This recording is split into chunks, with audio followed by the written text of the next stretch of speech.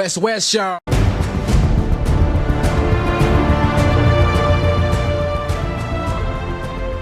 All right, welcome everybody to another episode of the Channel 135 podcast. This is the show we talk about our favorite things in life, movies, TV series, and pop culture. My name is Cams, and I'm here with the usos, straight out of the 135 Footy Show, our NRL podcast on the WesWes Network.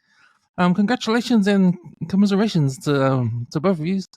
We've got Simon, who's probably coming down from his celebrations last night with the Brisbane Broncos win. My Lord boys, yeah, brother. Awesome weekend for footy and sport, bro.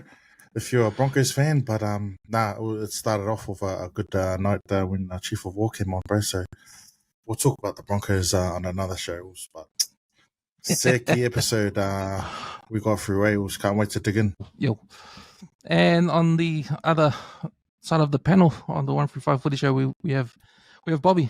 What's up, man?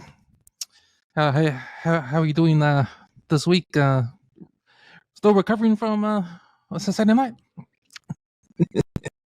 Talofa brothers, good to be back. You know what? I'm pretty practical sort of thinker, pragmatic about the Warriors season. Super hopeful going in. You know, they had a chance. They came to play, so it wasn't just to turn up and get smashed. So I'm glad that they went out being competitive against the Panthers. You know, those guys are the reigning champs for a reason. So it wasn't to be the Warriors night. So yeah, oh well. We live and we learn. We move on. Could make all sorts of excuses, but what's the point, man? The season's over now. So just enjoy the off season, boys. Look forward to Mad Monday celebrations today and watch the rest of the finals because there's still some good league to be played, whether it's this season. But yeah, man, happy to be back on. Happy to chat about this latest episode of Chief of War. It's going good. Aloha to all the Hawaiian fans that love to tune in to see these perspectives and point of view of these Samoans out of New Zealand. So mahalo. Yeah. And shout outs to everyone that's commented on our reviews there on Chief of War. Much appreciated. We get a few comments every week. We do the podcast, so man, it's cool to see the Hawaiian family come in and give some fact checks and get their point of views on there as well. So thank you. Yeah, man, you can find the Channel 135 on all podcast platforms, iHeartRadio, Spotify, and on our YouTube channel. Do a like and subscribe to our YouTube channel, WesWes Movies and TV. Also, follow us on Instagram and TikTok at WesWes Movies and TV. We're part of the WesWes Network. You can check out our website, www.weswesnet.com, with links to all our other podcasts out there.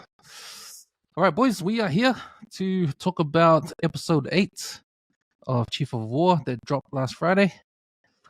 And yeah, man, we can't go forward unless we do some spoiler alerts. So if you guys haven't watched episode 8 of Chief of War, I suggest you stop this podcast now, go and watch, and come back, listen to us break down this episode.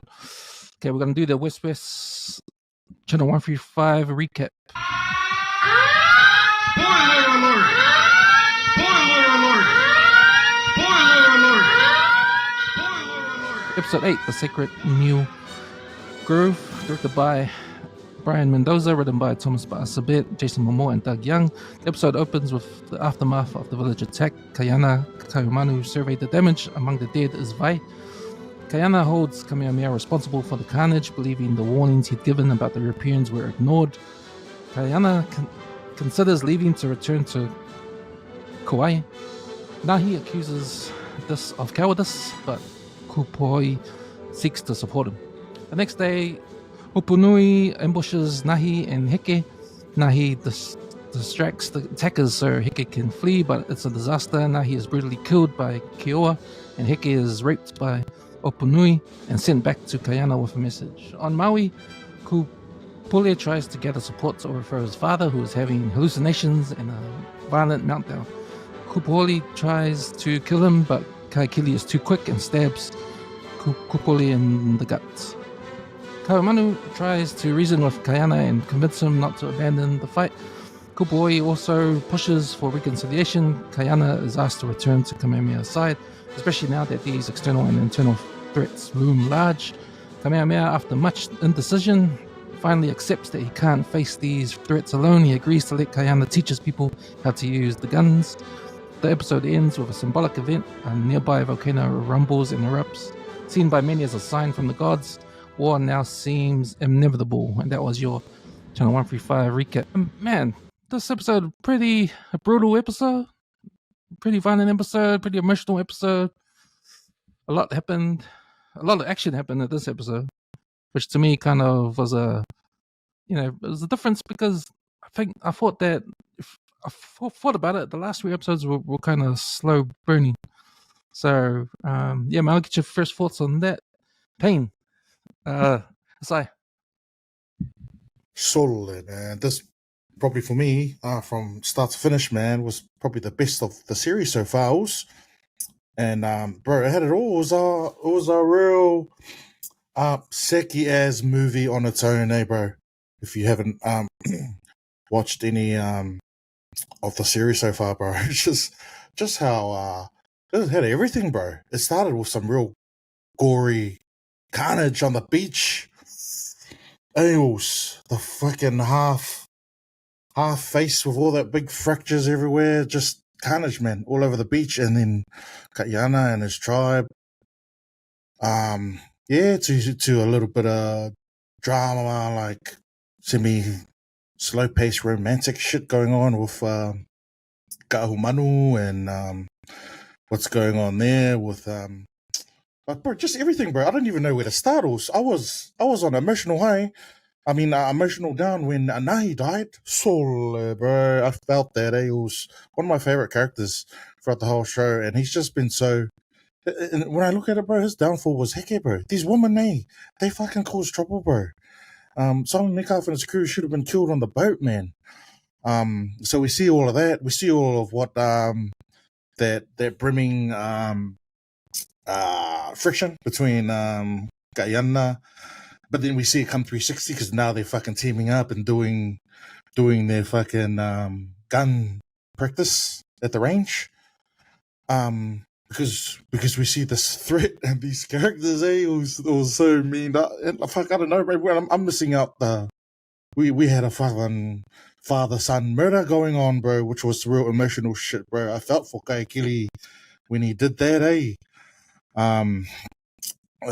but then it was the son that made. See, that was a bad scene. I don't know. Bro, there was a lot of mean scenes, to the Kalofai, the prince. When Tim was going through his, because even that would seem like a dream sequence in amongst all the fucking carnage that happened beforehand. This guy was on something, You see him drinking, and fuck, he played that mean. Tim, he's just been a scary character, this guy. And then as a son, to see your dad like this guy's turning. The gods, the gods are showing me this guy. He's like smashing Tapu bones and that. And then just to fucking make their mind up that he's gonna kill his dad. But what a Tim show, like some fucking Kalake Bruce Lee shit. And even Cliffy had his fucking Kalake Bruce Lee shit. Now we know that old Geua is some fucking close combat fucking expert. The way he killed Nahi, bro. But yeah, that night, that was sad. It was sad when Tim looked at his son in the eye after he killed him, bro. And there was some slow moments with what the girls are trying to do. They want to try to take down Geua, but now we see the tag team happening. It's exciting. It's fun. The 2 tag teams, like we spoke about before, Kaiana and Kamehameha, especially now with their whangas, against what Geua. Geua just turned to be a mean-ass cunt now, bro. Hey, like who knew, bro? The way he was doing some Kalake ass shit, bro. They had it all, mate. Over to you, Bobby. Thanks for that, Pain. That was probably the overarching theme of this episode was pain. Like this, there was pain from the beginning, pain throughout. The loss of Nahi. What happens to Heke when that guy, what's his name, Opunui, takes her back and then rapes her on the way to sending her away. Pain, like there was lots of pain. Pain at the end when they sort of realize that his brother's dead, and then he's got to go on that journey climbing the mountain to go and put his bones together with, must be his family's bones or some sacred site where he's got to go and bury him. Like they fast forwarded through all of that stuff happening, but it's interesting. I remember Mum telling me stories about how back in Samoa she used to do.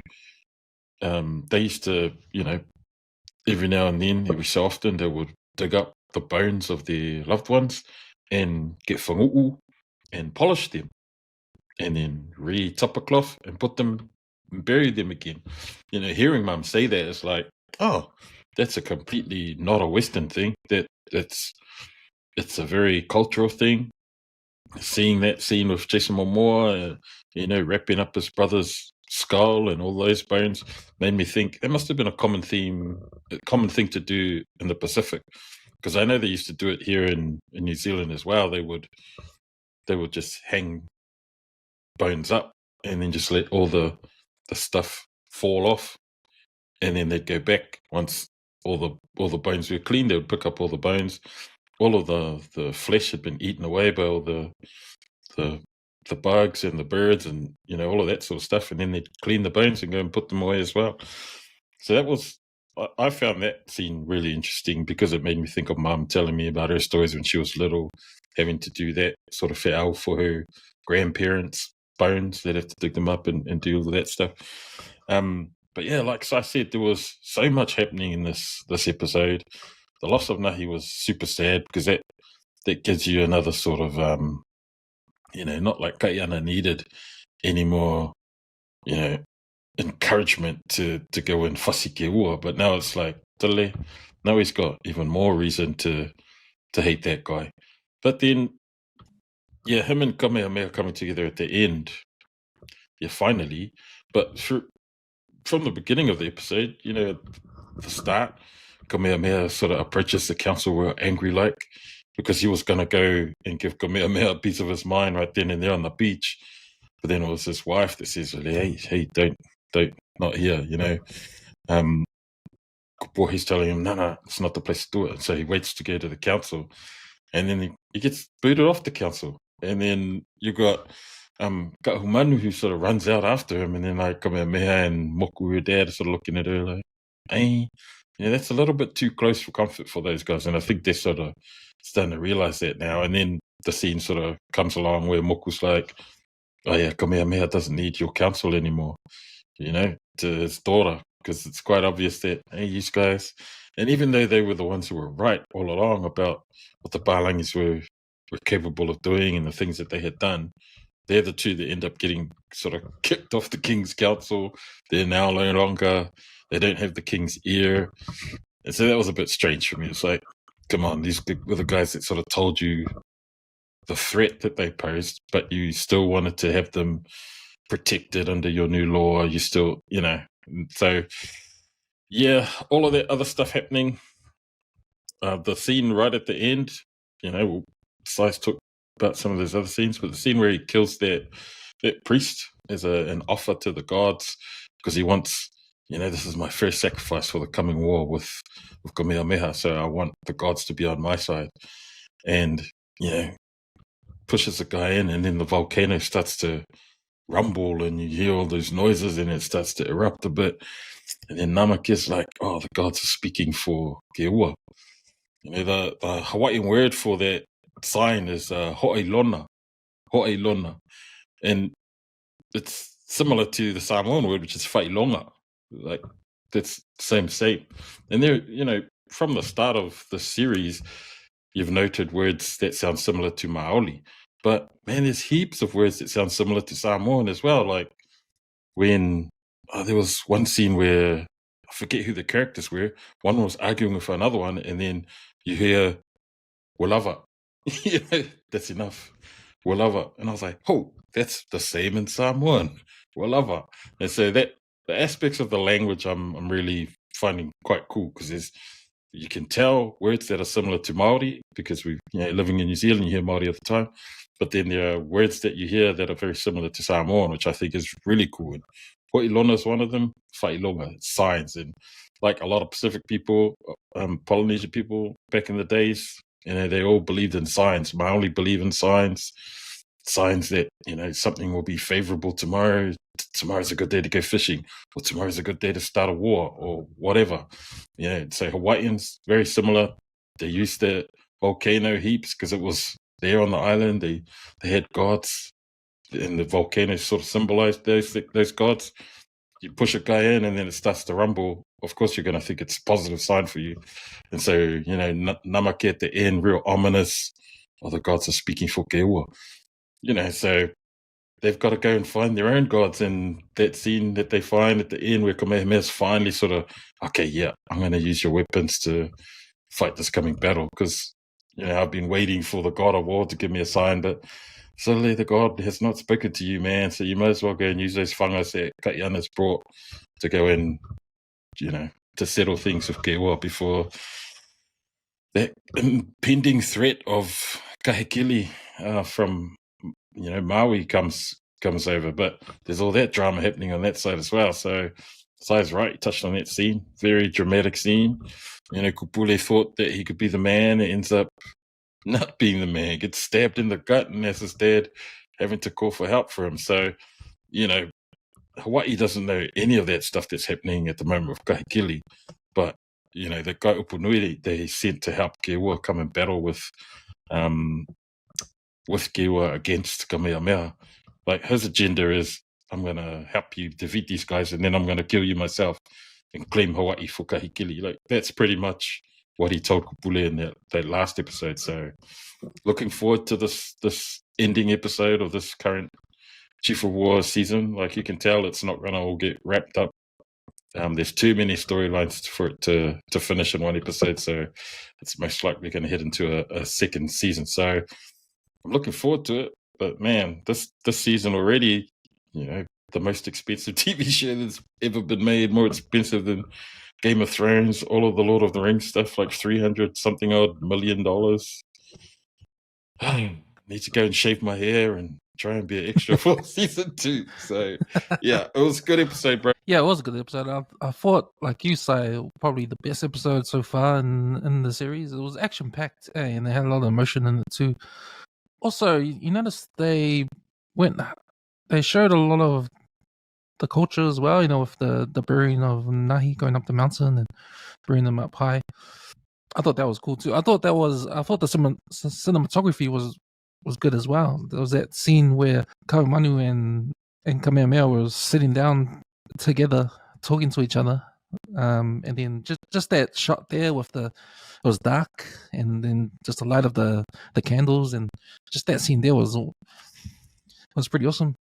Yeah, man, and Kayana doing his impression of Bob on the Bumba doing his Richie at the top of the mountain. But his acting was pretty good, like that part, like it would be hard to show some emotion like that. Like he was actually crying on the rock there and just screaming out to the ocean, that kind of stuff. So yeah, man, I thought this episode, because of it was action packed and brutal too. The Nahi when he dies, it's pretty hard out, and I sort of like I get you there because I forgot how brutal the war scenes can be in this series, and I think it's because we've had a slow burn the last 3 episodes. That the last time we saw something bad was when Hikili kills that little kid in episode 2, and that was pretty brutal as well. Like some scenes in there as well. So this episode brought that back. If this episode was like, if you look at a boxing event, you always have these lower fights pre the main event. This is the first of the main events of the battles, eh? Almost if you're looking like WWF, this is the first proper fight. Because it was Nahi versus Keua, and first blood to Keua and that side, eh? Now we're gonna have future battles, bro. Who's the next to die of the chiefs? Yeah, because they're not afraid to kill off characters, eh? Because we don't even know if Kupoli is dead or he's just injured. Hey, we don't know. We've not confirmed that. Eh? I was surprised they killed off Nahi, but you know what, bro? It was a mean scene, eh? That fight scene with Geua, Nahi went down swinging, man. And it was only until, they ganged up on him and held him. Because he fussied that first dude, eh? But I'll give it to that character was well played from that fella, bro. But it was mean to see where Geua was at, eh? He's not only just a crazy cunt, but he's got some moves, also. Him and the other crazy cunt. And that episode showed it, eh? That showed how bad he is, eh? They make some good baddies, also. They play it really well. And they're pretty much Guy Achilles' fucking foot soldiers, you know what I mean? I think he needed to show some badassness about himself because he's with Opunui and that guy's crazy. Like, Guy Achilles picked him for a reason. Like, yeah, this crazy guy's going to go like kill him because he knows. That's right, he does. And I think, Opunui thought, yeah, I'm just going to go and help him and then I'm going to fussy him. But for Geua to do what he did to Nahi, the way that he did it, I'm sure Opunui's still thinking crazy, but he's probably now thinking, oh, okay, this guy's going to be worthy. He's going to be a worthy opponent, not just some snake that came through the grass in the night to beg for Kahikili's help. So what about when Opunui, when they're doing their little training on the lava rocks? And he was putting them down. He was putting them straight out of Commando. Your men look like pigs rooting for a tit. But then that's when they did that last fucking Yabo smoke in the volcano, and they were like, "Ooh, the gods are showing." Is that a sign? It's like, did that happen? Oh, and then it shows the other three, which I got up here, looking at the same volcano in the distance, going, "Ooh," because. Yeah, it's weird. It's funny because your brain tells you, you know what? Now that Kayana's got the guns, the fungus, it's all over. It doesn't matter how strong and mean Geua and Kaikili look. They ain't got no guns, man. It's all over, bro. It's once Kamehameha gets his iron, bro, it's all over, bro. So we're just waiting for those battles. Eh? I love you, pissant soldiers. They make me laugh. Yeah, it pretty was that scene. He'd laugh too. If Guy Gilly was here, he would laugh too. So that scene was telling, eh? Because before the volcano erupted, and Opunui was he was putting his men down. Like the look on his face when the volcano erupted, and then look on Cliff Curtis' face, he was going, "See, I told you." That look on his face, and Opunui is like, "Oh shit, I think he's the man," because the thing erupted. Like, yeah, it's amazing how they like back in the day how the gods that they worship, like the interpretation of those signs, the clouds in the sky, and it probably interprets something that's going to happen, or the volcano is smoking and it means something. Yeah, let's get into some of these main scenes. So I was talking about the cinematography, and I thought it was cool how it opens up at the beach, and you see the nice calm water on the beach, and then the camera pans down, and then the water turns red, and it's blood, and you start seeing the dead bodies of the village. I thought that was pretty cool there. Sort of reminded me of what's that war movie with Saving Private Ryan on the beach there. Casualties everywhere. Yeah, a lot of the main men needed convincing, and again we see it's the woman, It's the woman again that convinced the men again. It's the woman that have a big influence on the men. They come in when when the men are sort of stubborn, like Kamehameha. He's shown to be stubborn all this time, right? And because of the attack on the village, Kamehameha comes and oversees the village, and that's why Kayan is mad, because I told you, man, like I knew this was going to happen. So for Kamehameha, he's shown to be stubborn all this time until that moment. Kayana's been stubborn too, because he's sort of angry then now he's dead. He goes in guns blazing because he goes, he doesn't have any. He's angry, so it clouds his judgment, and he needs the girls to come in and to tell him to stop, slow down, because it's if you go by yourself, you're gonna die. You need to go back to. We need to try and convince Kamehameha that he needs those guns, and we need to attack like that to win. So. Yeah, you're right, bro, because if not for the intervention of Kupuohi going to see Kamehameha during the episode to, because Kaumanu doesn't have his ear anymore, they needed to change that, because they can't say, oh, yeah, the chief doesn't want to listen to your counsel anymore, and still have her there as that female that's trying to convince them, because then it just looks like, woman, I've already told you. How do I say? Don't come here. I don't want your opinions anymore. So they've changed it up, and they've got Kupuohi to come over to talk to Kamehameha now, and to give him, a really realistic take on the future battle of Kiwa. Like, she goes over and she says, "Hey man, I know how powerful Kiwa is." Like, she kind of gives him the lowdown, and that Kiwa's now teamed up with Kahekili's forces from Maui. And it's like, look, it was a tough road before trying to take on Kiwa, but now he's teamed up with Kahekili. So Sile, you need those guns. You need to come to your senses, stop being prideful. And, I know you want what's best for your people. The way to do it is with the fungus that Guyana's got for you, right?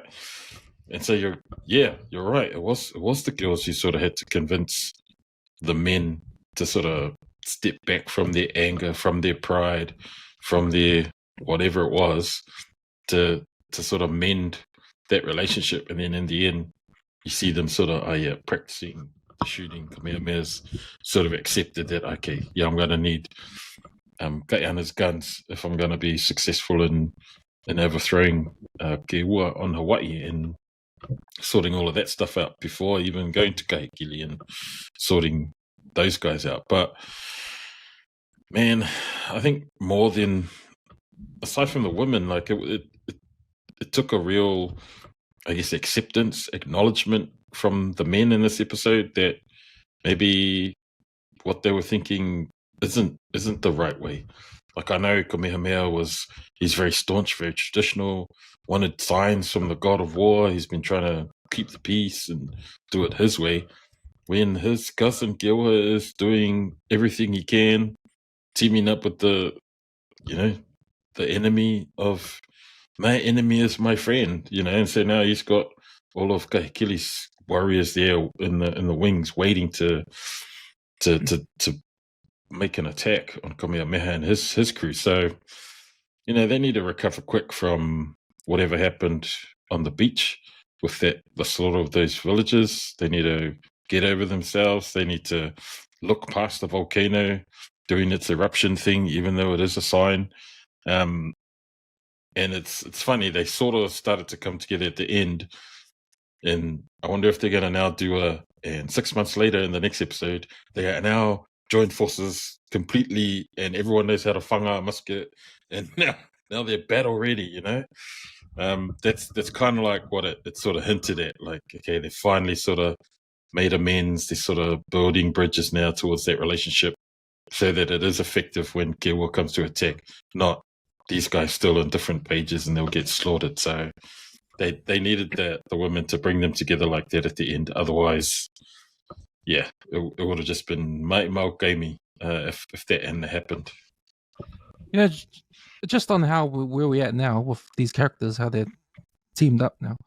Well, the last 3 episodes, I'll come to you, Si. Like, how do you feel about the journey we've gone? Like, it takes probably took about last 3-4 episodes to get where we are. Is that a slow pace to get where we are, or should there have been more, or what? No, I think it's perfect. I think there's two main like combat themes going on. Is the tribal stuff, and it's the introduction of the Balangi stuff, and the different kind of trade interactions that's going to happen, because we're at a point in time now that late 1780s or whatever it is.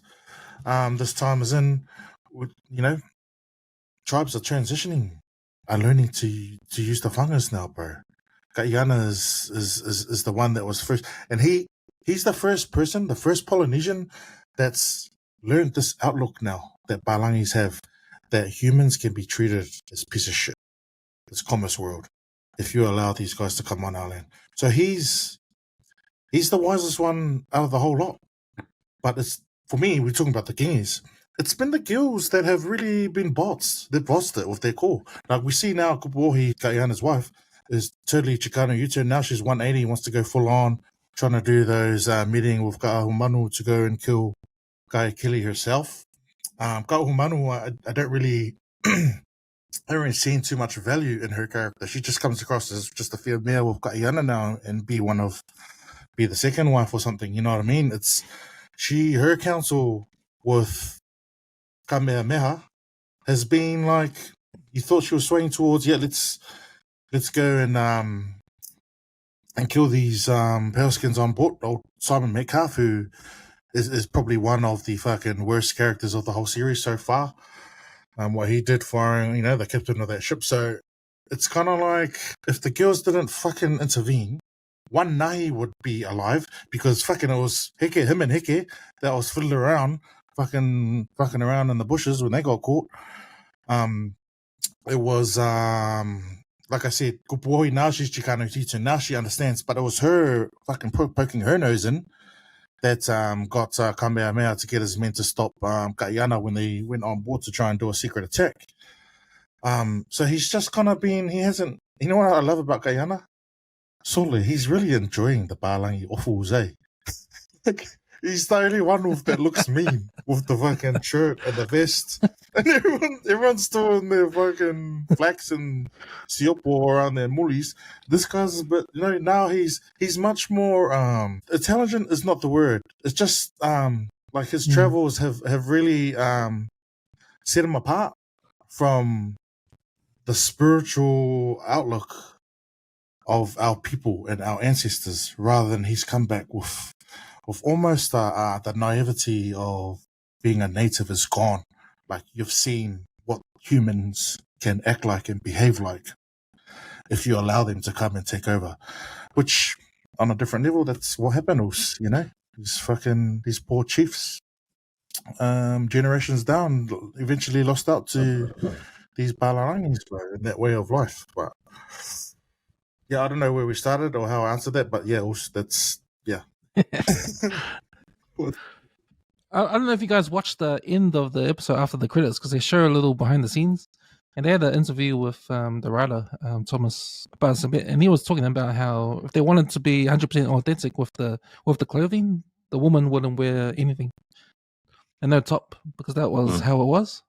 So he was talking about how in the Balangis came and started to sexualize them, right? So that's when they couldn't really do it because it's a show, otherwise it'll be R18. And probably the actors wouldn't want to do that too, the actresses in that. So that was one thing he pointed out there. I want to get into some of these main scenes. So the main one for me was the death of Nahi. And in that scene, man, I thought it was enough when he got his neck snapped, but then they're gonna get that big rock and slam it down on his head. I was from, geez, that's like that's over. But it showed us how brutal that time was, right? And how brutal they are. It showed us that Kyo is no one to mess with hand to hand combat. We haven't really seen him in action. This is the first time we actually see him in action. And you're right, so when he went to visit Kahikili that episode, he looked like he was weak. He needed help. And you're right, Bob. We needed to see him in action to be a badass, to probably build him up. So when he's got his final fight with Kaiana, it looks like, or Kamehameha, it's going to be a fight where we're going, oh man, this is like Anakin Skywalker and Obi-Wan at the end.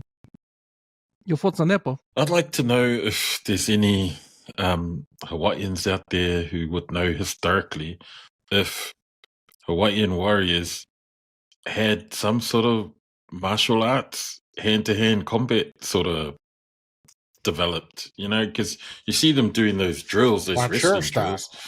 But the way, yeah, man, the way Cliff Curtis were killed, he poked him and broke his windpipe. So he just went, I was like, so that's the Matrix, man. Like, when he you know, I'm not sure. I'm not entirely convinced either. If there was that high level of hand-to-hand combat in the Pacific Islands or here in New Zealand, like I'm sure it was probably a lot more brutal.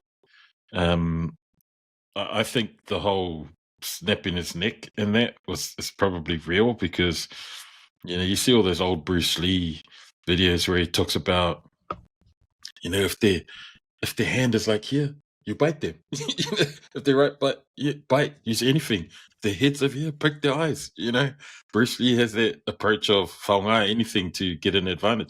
And I feel like that's probably what would happen in the islands too. Like it'd be way more savage.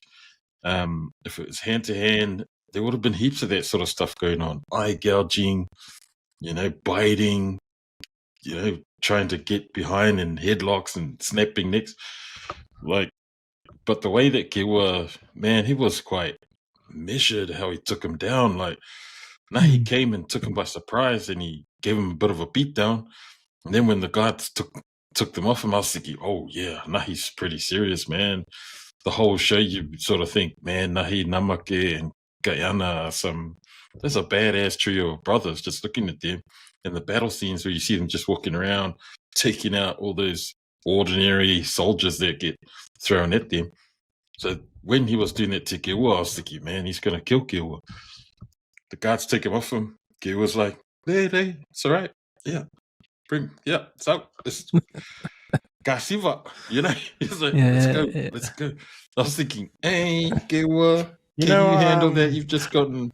You know, it looked like he reminded me of like it was like Tong Po, like all knees and elbows mixed in with some what do you call Bruce Lee's style, like just that really close combat Wing Chun, fucking pressure point shit, and then a bit of a siva to it, it was mean. But you gotta believe, like there was.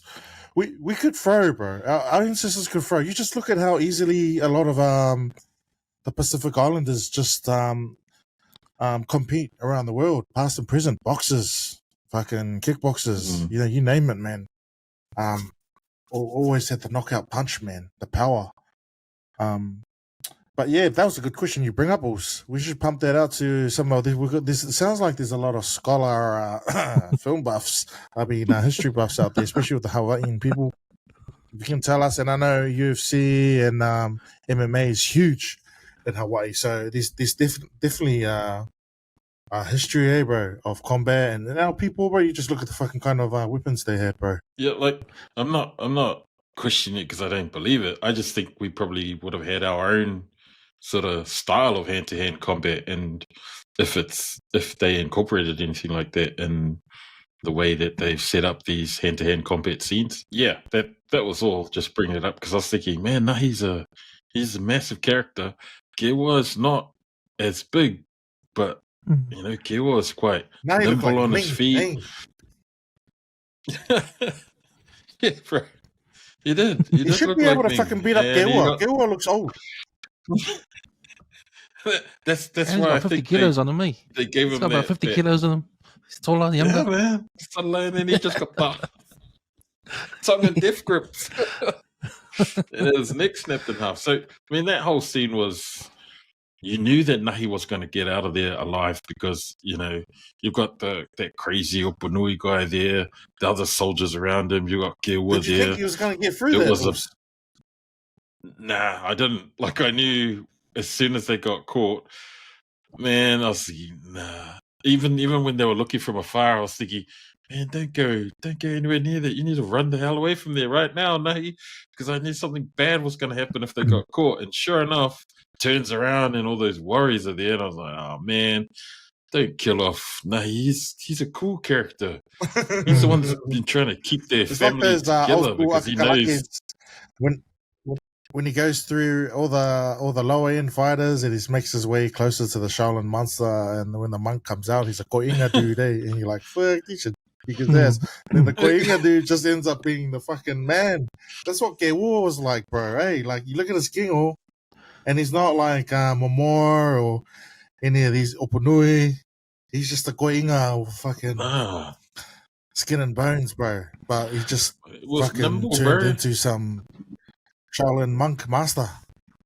Because those kidney shots to the back, where he really sort of disabled Nahi. Like he just went bang, bang. So he would have felt those, bro. And then he come back to the front and boom, windpipe gone. So I was thinking, far.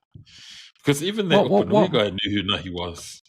Yeah, you're the insignificant brother of Kayana. Yeah. But that makes it more tragic too, because he's been loyal to Kayana from the start. And they had that argument the night before, how Nahi was telling him, man, you're scared now. You went overseas, did your OE come back, and now you're scared. Why you want to run away? Like, I want to stay. What does it do? That argument. What does it do to that slime ball Namake? Because Nahi's the only one, and Kupohi, that knows about Kayana and, Kupohi. When's that shit going to come out? This cheating bitch. Namake, is he going to spill the beans or what? Well, that's the thing. Nahi was keeping the peace, right? That's why I love this character, bro. Him and Heke. Shh, don't say anything. Guyana's back. It's like, what's going to happen now? Snake Namake. The secret scar. One thing that took me by surprise. Namake's going like this. Yes. There's one thing that took me by surprise. It was earlier on in the episode when, after we see the scene with the dead villagers, and Kayana gets angry. I thought that, man, okay, Kamehameha is going to change his mind about all this because of what happened, and Kayana's going to go and have the meeting with him. Everything's going to be all good, going to go on track on Kayana's plan. It doesn't happen that way, eh? Because they sort of blame Kayana for why the villagers die. Because they say to Kayana, "Oh, you're the one that provoked them." Yeah, provoked them and threatened the Balangis. That's why they came back and killed they got to that conclusion. I was like thinking, man, what does Kayana need to do to make convince these guys? Huh? So I just thought at that time I was thinking, man, the council are party. What does Kayana need to do? yeah, man. But yeah, we know now that it's the girls that come and turn the tide there. There was a scene with Heke, so she gets raped, right? And then I thought she's gonna commit suicide. That scene when she wanders off into the bush and she sees that guy fishing, and he uses the plant to kill the fish and poison the fish. And she grabs some of that plant. So not sure what she's gonna do there. Is she gonna poison someone?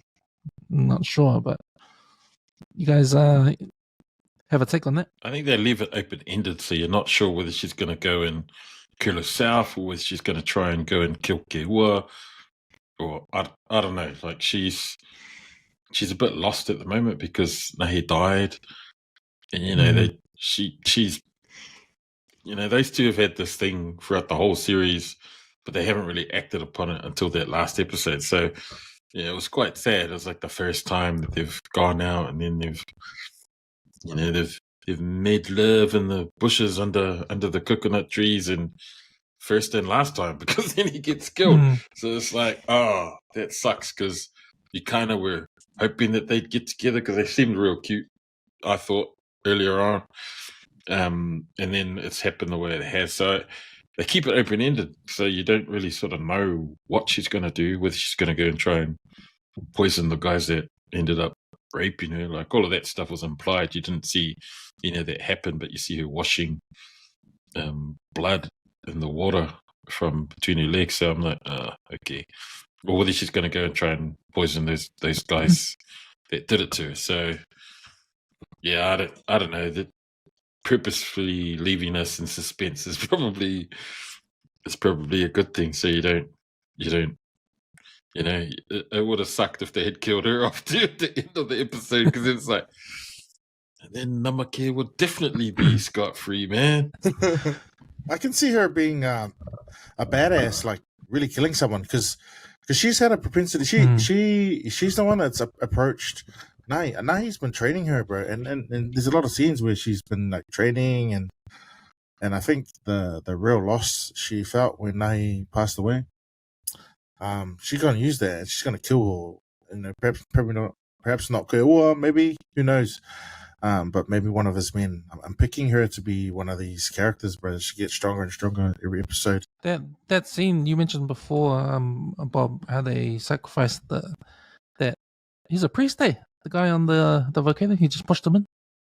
Him in the volcano some sort thing. of priest. He was looking after that holy place, that sacred grove. They chopped down the trees in the alley. They're chopping down trees. I forgot about, there's a lot of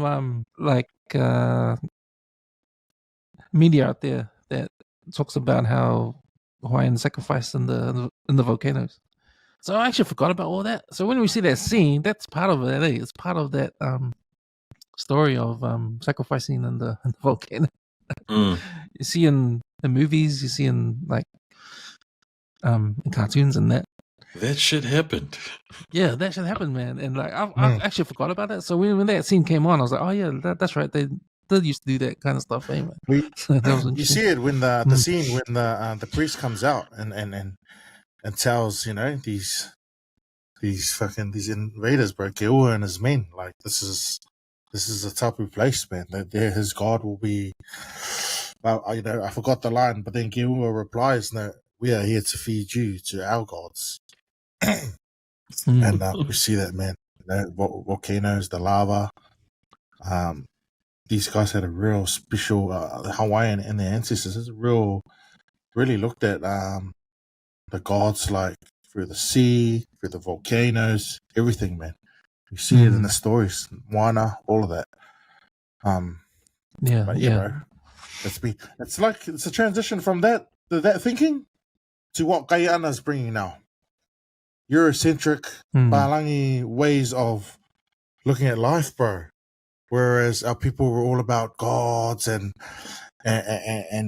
giving to them, and now we see a different outlook on life, man. We see the power that the garden can bring of trade and all of that. This is a special time, and now people's change of life ails with the introduction of these new cultures and habits to the islands. So, yeah, have you guys got any other scenes you want to dive into in this episode? No, not really, eh?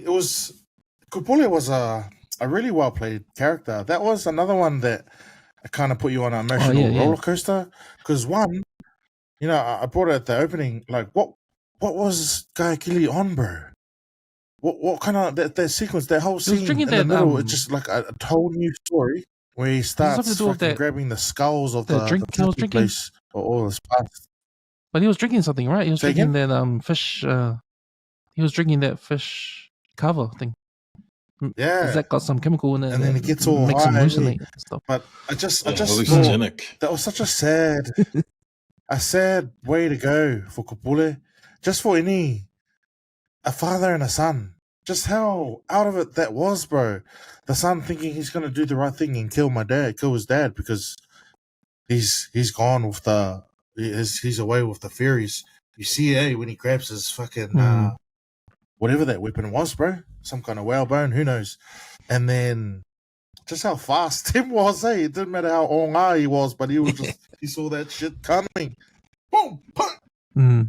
Got him back, and once he realized it was his son, bro, cannot not feel that if you're a dad, bro. Like, that was crazy. That was a crazy quick little scene when it goes from the son thinking I gotta kill my dad now to the dad's like, who's trying to kill me? Boom. And then realizes his own son, Kupule, gay guy. They killed off the gay son, Prince. But yeah, that was the whole little mini movie within the movie.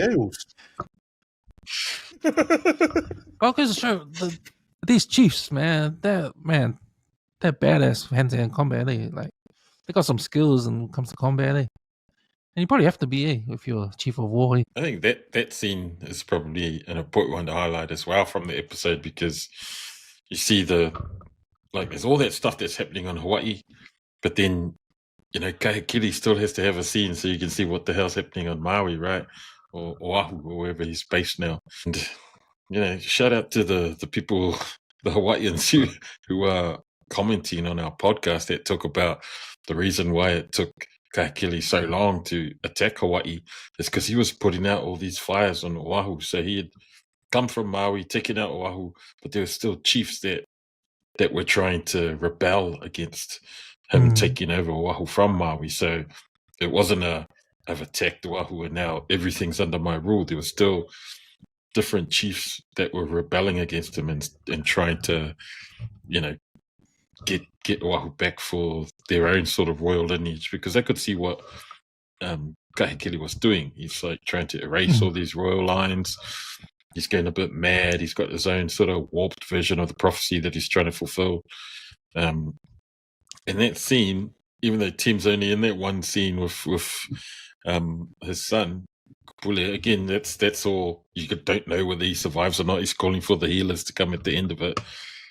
But he acts that so well, right? It's like, okay, we've seen him. They're talking about he's going a bit nuts. He's going a bit crazy. And then you finally see this real descent into madness. Like he's mad. He's smashing up this tower that he's built with all the bones of the people that he's already killed. And now he's like, nah, I need new bones. These aren't good enough. They're not worthy. And he's just smashing up all the bones that are there, all the skulls. Unworthy. Smashing. I was like, Soler, he's crazy. And it might have been implied before that he's a bit nuts, he's a bit crazy, but this episode you saw that scene and yeah, man, this guy's gone crazy. And so any sort of reservations that Prince Kupule might have had against his dad, everyone's saying, Soler, you should take over. Soler, your dad's gone nuts, man. Nah, he's still your king, still your king. When he finally sees in the flesh how crazy and how mad his dad's gone, he's like, finally makes that decision to, I need to just end him right here. But the plan backfires, man, and then now we don't know what's happening with Kupule. He's lucky that his dad still loves him, because he could have squeezed him and, my son trying to kill me. You will be the first skull on my new tower that I'm going to build. But instead, he's yelling out for the healers to come and heal his son. So that's all open-ended too, because you don't know what's happened to Kupule, whether he's going to survive from that or not. So, yeah, man, crazy. King Kahekili. Yeah, it's probably important to note that we're all going towards the unification of Hawaii, and there's obstacles in front of that. So the obstacle is Keoa and Kahekili and Maui. Now, if his son passes away, who's going to take over? If Kahekili's the last one left, like who's the next king? Like if that means then they have to deal to him. When he's out of the picture, it'll be probably easy to unify the whole place. So if his son lives or dies, I think that determines how strong Maui's going to be to keep their island. Like because he wants to be the one to unify the whole island. So it might not happen now with his son out of the picture, because you got no what do you call it, next in line. Heir. Yeah, you got no heir. So yeah, we'll see what happens next episode. So boys, we'll get into the last thing before we sign off. Who won the episode? Start with you, Ansai. Oh, good question. Who won the episode? I think at the moment you probably have to give the points to Keoa, because they're on the island now, man. They're on Hawaii. Opanui and his boys. Kaiana know that the message has been sent. His brother died. They're in amongst the maumangas there, bro. They're just around the corner. So, I thought the strength. Bob made a good point. because there's also two factions there that are doing a Survivor Series teaming up. They have their own motivations, bro. You know, Keoa's just using Kaikili for his manpower, his army. And we see this mean ass character Opanui. But yeah, with the way he killed Night, that probably stole the episode from me. So Keoa, a great performance from Cliffy, Uncle Bully. Your one, Bob. Yeah, I agree, bro. I don't think anyone on Kamehameha Kaiana's side won anything. They lost from like the start of the episode, and then they were just continually losing all the way through to the end. Even though they tried to redeem themselves by sort of teaming up at the end and doing all that musket training, I don't think it was enough to redeem themselves from the failures and the sadness and the pain that they all went through from the episode. So it was definitely Kiwa. He takes out Nahi. He establishes this badass mana about him, so that Opunui's going to think twice now about trying to take him out. And he also gets that sign from the gods when he pushes that priest into the volcano, and you know it's rumbling, it's starting to erupt, and he's like standing there like, "Yes, are you not entertained? Am I not the man?" You know, and then Namake at the end's like, suddenly the gods are speaking for Kewa. The gods are speaking for Kewa. So like, calm down, man. Getting ahead of yourself. Calm down. But it was definitely a win the for Punui. Kewa. The Punui thinks he's an Iras Yeah, guy, bro. but then he sees the volcano and he's like, "Whoa, this guy!" Be careful, or my gods will eat you too. You know, that's that whole mana that Cliff exuded in this episode. Like he was covered in all that steam coming out of the lava of the volcano. It was like suddenly, okay, Kewa, you're gonna be tough to beat. And you know, Sai's right. Like even with the fungus, it's like suddenly the logical brain says that this guy ain't got a prayer in Vegas, but suddenly when you see that volcano, it's like, so what is this guy? He's got something.